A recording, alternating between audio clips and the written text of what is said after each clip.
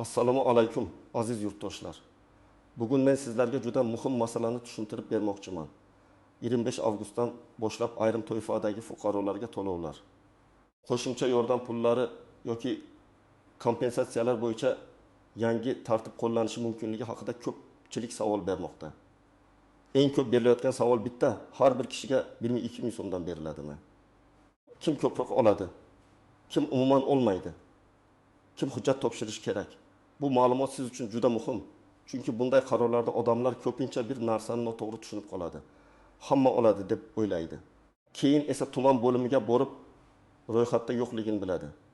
Yoki aksincha, menga tegishli emas deb yuradi. Aslida esa huquqi bo'ladi. Shuning uchun videoni oxirigacha ko'ring. Men oddiy tilda misollar bilan kim xavotir olishi kerak, kim hujjat yig'ishi kerak, kim esa shunchaki kutishi kerakligini tushuntiraman. Kanalga hoziroq obuna bo'ling, videoga like bosing. Chunki bunday yangiliklar ko'p odamning oilaviy byudjetiga bevosita ta'sir qiladi. Avvalo, eng muhim narsani aniqlashtirib olaylik. Har biriga 1-200 ming so'mdan degan ibora ko'pincha ijtimoiy yordam, bir martalik to'lov, kompensatsiya, subsidiya yoki ayrim guruhlar uchun qo'shimcha pul sifatida tarqaladi. Lekin har qanday to'lovda 3 ta asosiy savol bor. Birinchisi, to'lov kimlarga tegishli? Ikkinchisi, summa hamma uchun bir xilmi yoki oiladagi holatga qarab o'zgaradimi? Uchinchisi, pul avtomatik tushadimi yoki ariza topshirish kerakmi? Oldin qanday edi? Oldin ko'p ijtimoiy to'lovlar mahalla tuman bo'limlari, ijtimoiy himoya organlari yoki pensiya jamg'armasi orqali alohida tekshiruvdan keyin berilar edi. Ya'ni odam ariza topshiradi, oilaviy daromad, yashash sharoiti, nogironlik holati, farzandlar soni, bandlik holati, pensiya yoki nafaqa olayotgani tekshiriladi. Shundan keyin to'lov tayinlanadi yoki rad javob beriladi. Endi nima o'zgargan bo'lishi mumkin? Hozirgi yangiliklarda asosiy urg'u shunga qaratilmoqda. Ayrim toifalar bo'yicha to'lovlar qayta ko'rib chiqiladi. Yangi muddatdan boshlab ayrim fuqarolar ko'proq olishi mumkin. Ba'zi oilalar esa bir martalik qo'shimcha pul olish huquqiga ega bo'lishi mumkin. Lekin men ekspert sifatida sizga shuni aytaman. Hech qachon faqat sarlavhaga qarab xulosa qilmang. 1-200 ming so'm degan raqam hamma uchun bir xil kafolatlangan pul degani bo'lmasligi mumkin. Muayyan shart, muayyan davr yoki muayyan dastur doirasidagi maksimal yoki belgilangan to'lov bo'lishi mumkin. Birinchi navbatda kam ta'minlangan oilalar diqqat qilishi kerak. Agar oilada daromad kam bo'lsa, voyaga yetmagan farzandlar bo'lsa, uyda ishlamaydigan, parvarishga muhtoj kishi bo'lsa, bunday oilalar odatda ijtimoiy himoya dasturlarida alohida ko'riladi. Misol uchun, oilada ota bir oyda 2500 ming so'm topadi. Ona ishlamaydi. 3 nafar farzand bor. Ijara to'laydi yoki doimiy xarajatlari yuqori. Bunday oilada jon boshiga daromad past bo'lishi mumkin. Shunda qo'shimcha yordam olish ehtimoli bor. Ikkinchi toifa pensionerlar. Pensiya oluvchilar ichida ham hamma bir xil holatda emas. Kimdir yoshga doir pensiya oladi. Kimdir nogironlik pensiyasi oladi. Kimdir boquvchisini yo'qotganlik pensiyasi oladi. Ayrim qarorlarda eng kam pensiya miqdori, qo'shimcha ustama yoki kompensatsiya qayta belgilanadi. Misol uchun, bir pensioner 900 ming so'm pensiya olayotgan bo'lsa, boshqa pensioner 1,6 million so'm olayotgan bo'lishi mumkin. Agar yangilik eng kam ta'minlangan pensionerlarga tegishli bo'lsa, ko'proq yordam birinchi pensionerga tegishi mumkin. Ikkinchi pensionerga esa umuman tegmasligi mumkin. Uchinchi toifa nogironligi bo'lgan fuqarolar. Bu yerda ham farq bor. Birinchi guruh, ikkinchi guruh bolalikdan nogironligi bo'lgan shaxslar nogiron farzandni parvarish qilayotgan ota-ona yoki vasiylar alohida tartibda ko'riladi. Agar yangi to'lov parvarish puli, reabilitatsiya, dori-darmon xarajatlari yoki ijtimoiy qo'llab-quvvatlash sifatida belgilangan bo'lsa, aynan shu toifadagi fuqarolar birinchi navbatda tekshirishi kerak. To'rtinchi toifa maktabga, bog'chaga yoki oliy ta'limga tayyorgarlik ko'rayotgan farzandlari bor oilalar. 25 avgust sanasi bejizga ko'p muhokama qilinmaydi. Chunki bu davrda o'quv yili oldidan xarajatlar keskin ko'payadi. Forma, daftar, sumka, poyabzal, kitob, transport xarajati, to'garaklar uchun to'lovlar oilaga og'irlik qiladi. Agar qaror aynan o'quv yiliga tayyorgarlik bilan bog'liq bo'lsa, yordam pulining maqsadi ham shu xarajatlarni qoplash bo'lishi mumkin. 5-toifa boquvchisini yo'qotgan oilalar. Agar oilada asosiy daromad topuvchi vafot etgan bo'lsa, farzandlar voyaga yetmagan bo'lsa, ona yoki ota yolg'iz tarbiyalayotgan bo'lsa, bunday oilalar ko'pincha ijtimoiy himoya ro'yxatlarida alohida ko'riladi. Bu holatda 200 ming so'm bir martalik yordam sifatida berilishi yoki oiladagi har bir huquqli a'zoga a'loda hisoblanishi mumkin. Lekin bu faqat rasmiy tartibda aniq bo'ladi. Endi kimlar shoshilmasligi kerakligini ham aytaman. Agar sizning oilangizda daromad barqaror, rasmiy ish joyi bor, uy-joy masalasi hal qilingan, ijtimoiy himoya ro'yxatida emassiz, nogironlik, boquvchini yo'qotish, kam ta'minlanganlik kabi holatlar yo'q bo'lsa, sizga bu to'lov tegmasligi ehtimoli yuqori. Bu yomon degani emas. Bu shunchaki ijtimoiy yordamning mantig'i shunday ekanini bildiradi. Davlat birinchi navbatda ehtiyoji yuqori qatlamni qo'llab-quvvatlaydi. Misol qilaylik. Bir oilada xotin ikkalasi ham ishlaydi. 5 million so'm, xotin 10 million so'm maosh oladi. 2 farzandi bor. Bu oilada xarajatlar bo'lishi tabiiy, lekin daromad nisbatan yuqori. Agar to'lov kam ta'minlangan oilalar uchun bo'lsa, bu oilaga 200 ming so'm berilmasligi mumkin. Boshqa misol, bir kishi ijtimoiy tarmoqlarda hamma olarkan degan xabarni ko'rdi va mahallaga bordi. Lekin uning nomida avtomobil bor, rasmiy daromadi bor. Oilada mehnatga layoqatli bir necha kishi ishlaydi. Tekshiruvdan keyin rad javobi olishi mumkin. Shuning uchun oldindan o'zingizning toifangizni bilib oling. Endi 1 ming so'm raqamini qanday tushunish kerak? Bu yerda 3 xil ehtimol bor. Birinchi ehtimol, bu har bir huquqli shaxsga beriladigan qat'iy summa.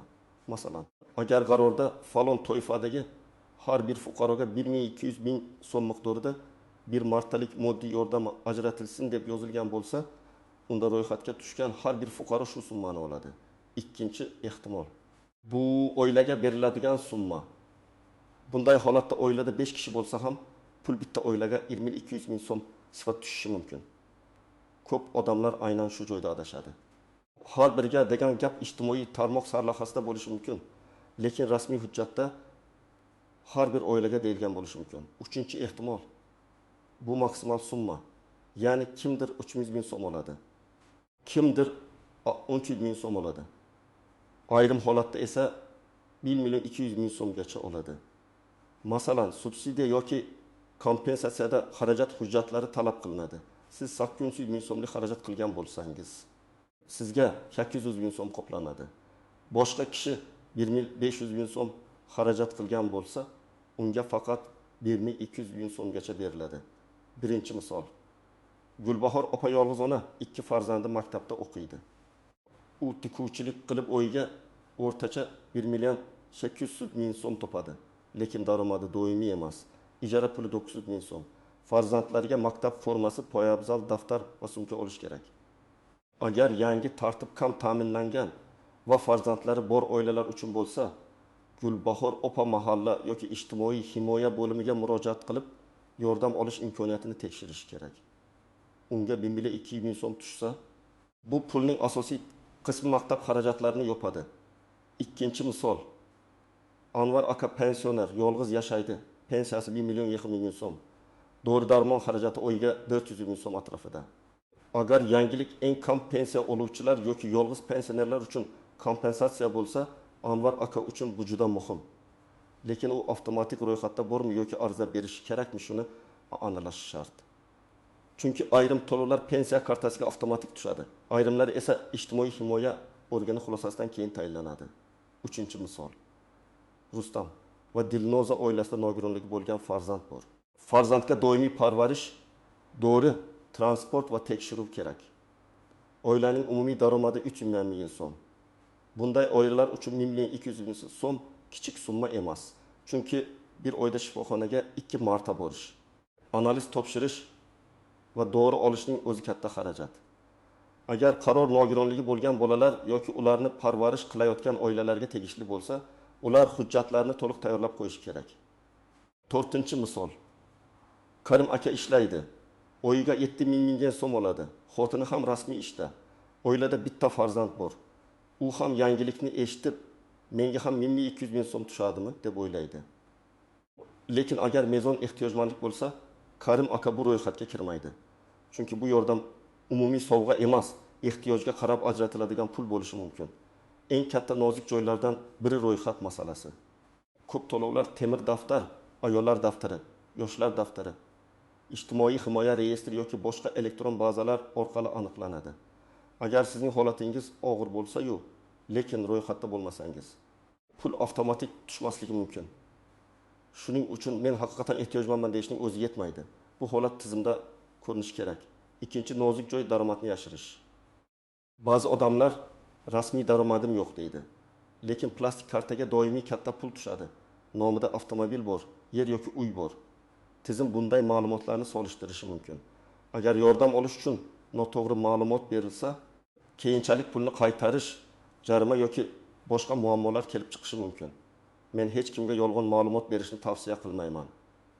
To'g'ri hujjat topshiring. Holatingizni aniq ko'rsating. 3-nozik joy bank kartasi.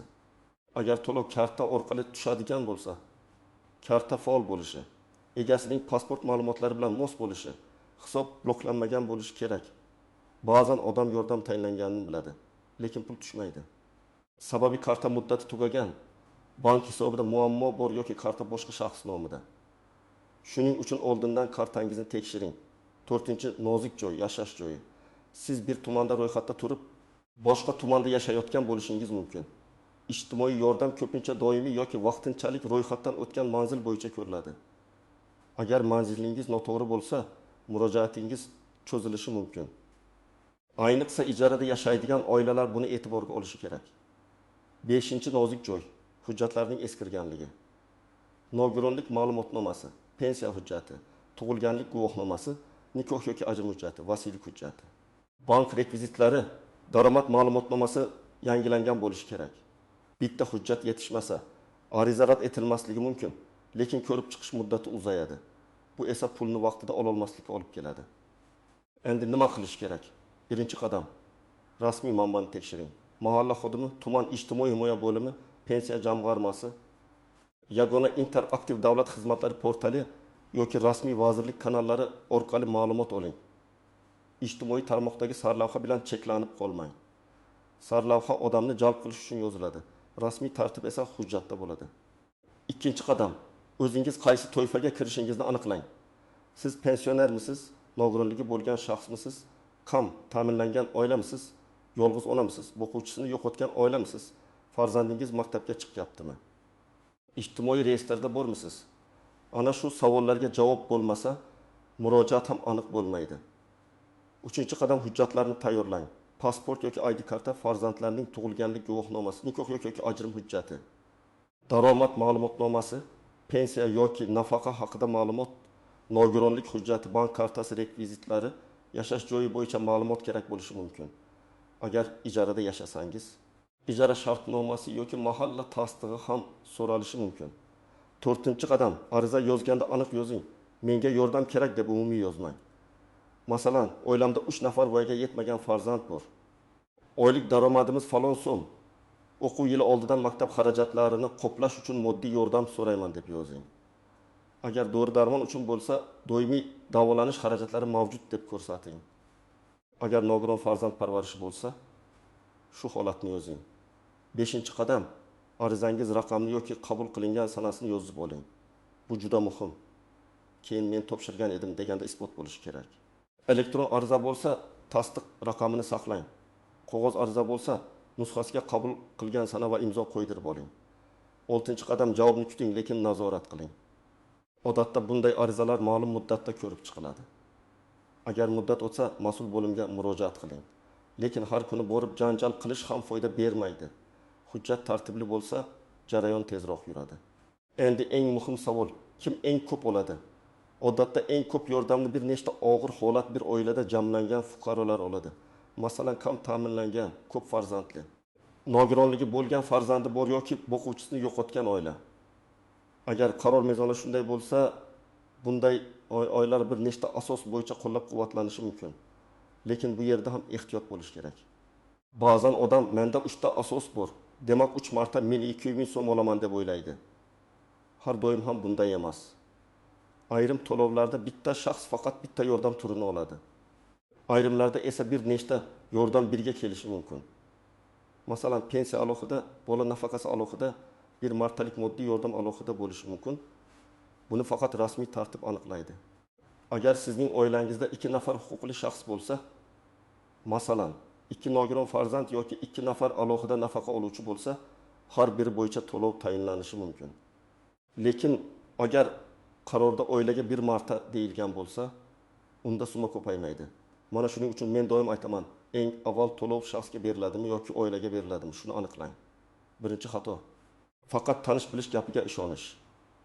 Qo'shnim oldi, menga ham berishlari kerak degan fikr noto'g'ri. Qo'shningiz boshqa toifada bo'lishi mumkin. Uning oilaviy daromadi, hujjati, ro'yxatdagi holati siznikidan farq qiladi. Ikkinchi xato, hujjat topshirmasdan kutish. Agar to'lov avtomatik bo'lmasa, siz ariza bermasangiz, hech kim sizni alohida qidirib yurmasligi mumkin. Ayniqsa ijtimoiy reyestrda bo'lmagan oilalar o'zlari murojaat qilishi kerak. Uchinchi xato, pulni oldindan rejalashtirib yuborish. Hali tasdiq bo'lmagan yordam puliga qarab qarz olish, narsa sotib olish, xarajat qilish xavfli. Avval tayinlanganini, keyin karta hisobiga tushganini ko'ring. To'rtinchi xato, vositachilarga ishonish. Men pulingizni chiqarib beraman, faqat falon so'm bering degan odamlar uchrashi mumkin. Ijtimoiy yordam qonuniy tartibda beriladi. Hech kimga pora bermang, kartangiz parolini bermang, SMS kodini aytmang. Davlat to'lovi uchun sizdan bank kodi yoki maxfiy parol so'ralmaydi. Beshinchi xato, rad javobidan keyin to'xtab qolish. Agar siz rad javobi oldingiz, lekin rad etish sababi noto'g'ri deb hisoblasangiz, yozma tushuntirish so'rang. Qaysi mezon bo'yicha rad etildi? Qaysi hujjat yetishmadi? Daromad qanday hisoblandi? Shuni biling. Keyin hujjatni to'g'rilab, qayta murojaat qilish mumkin. Xulosa qilib aytaman. 25 avgustdan boshlab 1.200 ming so'm atrofidagi to'lov haqida gap ketayotgan bo'lsa, eng muhim masala bu pulning kimga, qanday shart bilan va qanday tartibda berilishidir. Hamma bir xil oladi deb o'ylamang. O'zingizning toifangizni aniqlang, rasmiy manbani tekshiring, hujjatlaringizni tayyorlang, arizani aniq yozing va jarayonni nazorat qiling. Eng ko'p yordam odatda ehtiyoji eng yuqori bo'lgan oilalarga tegadi.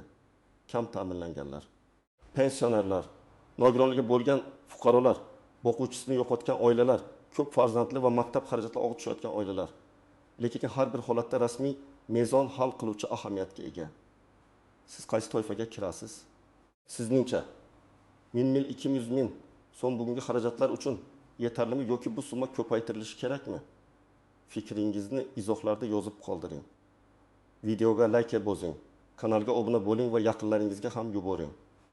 Chunki bitta to'g'ri ma'lumot bir oilaning muhim yordamni vaqtida olishiga sabab bo'lishi mumkin.